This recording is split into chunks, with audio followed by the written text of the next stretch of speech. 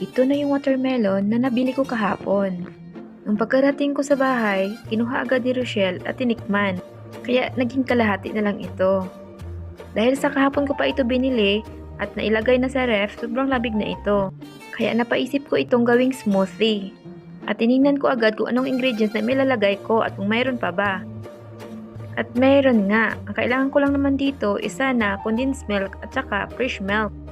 Pero ang dami kong nakita at saka kung ano na lang naisip ko na ilagay. Mayroon akong curry, cream, at fresh milk. Pero okay na din yan, at least nasubukan ko kung anong lasa. At saka yung pinaka-importante sa lahat, mayroon akong condensed cheesy. At itong condensed cheese na to, tira to namin sa ginawa naming cinnamon.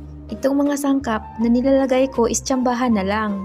Simula nung nagtrabaho ako sa gitnang silangan, lahat ng prutas ay natikman ko na.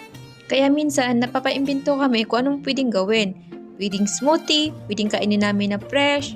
Kasi dito, libre namin yan makukuha at makakain. So ayan, ako'y magpi-blend na.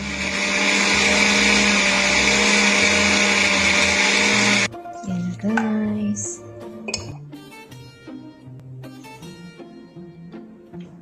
Yan lamang guys. Bye. Thank you for watching.